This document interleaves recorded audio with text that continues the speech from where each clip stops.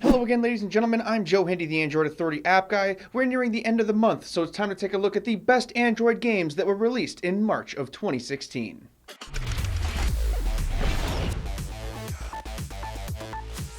The highly anticipated Clash Royale was released this last month. In fact, it was so highly anticipated that the game has already garnered over 10 million downloads. This is a card collecting game that features a ton of characters, including some cameos from Supercell's popular Clash of Clans game. It's a lot like Hearthstone in that you collect cards and then duel them against other people over online multiplayer. You can also form clans, share cards, and a whole lot more.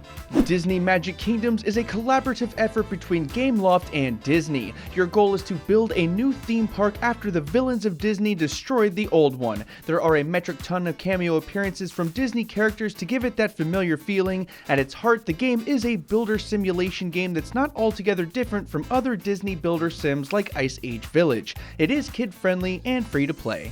Fahrenheit Indigo Prophecy is a port of the cult classic PC game from 2005 of the same name. This game is an interactive narrative game where you play through a story making decisions that ultimately affect the outcome of the game. There are 4 stories to play through, complete with a dark storyline that is actually pretty good. The graphics are also pretty decent, and the game has received positive reviews from players so far. It's a little expensive, but there are no in-app purchases.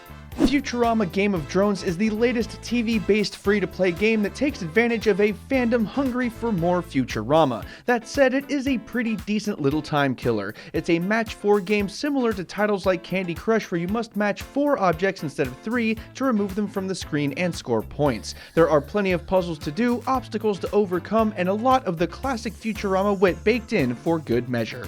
Pics Defender is a new tower defense game with a twist. Literally, on top of creating a defense to keep out wave after wave of bad guys, you'll also be able to rotate your base around so that only certain shields and weapons can attack. The idea is that you'll have 6 colored turrets that are effective against bad guys of the same colors. So you twist around so the good weapons can beat the appropriately colored bad guys. It's a fun little game, and it also has no in-app purchases.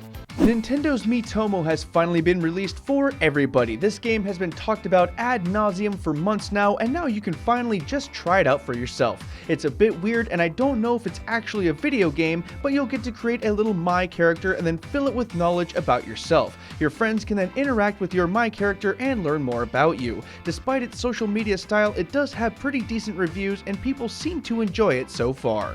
Rayman Classic was released to Android in March for a bit of nostalgic gaming. For those who don't know, Rayman was a 2D platformer with a ton of obstacles, and it was a ton of fun. Now you can relive the classic game in all of its glory. It has been updated to work with mobile devices, including a set of on-screen controls, but the developers have left the graphics retro for a bit more of an authentic experience. It's $4.99, but there are no in-app purchases.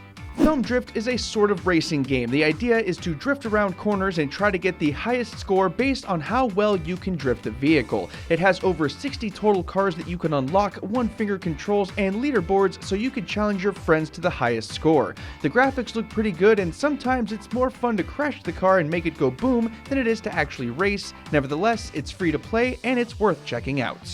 Total War Battles Kingdom is the latest game out of Sega, and this one is really interesting. It rests somewhere between Clash of Clans and Age of Empires. It's a strategy game with a builder sim element where you build a city, create an army, and then take on various foes. There is live PvP against online opponents, which is really engaging. There is a lot of control here to shape your area how you want it, and it's also a lot of fun to play.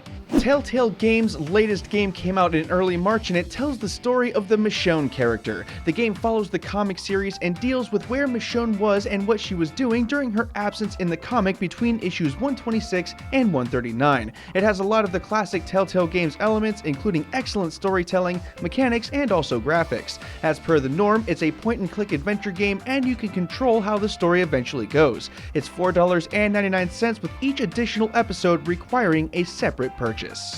And that about does it for this one, folks. For more of the latest Android apps and games news, check out the Android Apps Weekly Show, which is linked there on the screen and in the video description below, along with all of the links to download these games if you want to give them a shot. Finally, don't forget to subscribe to Android Authority because we are your source for all things Android. Thanks again for watching, everybody, and have a wonderful day.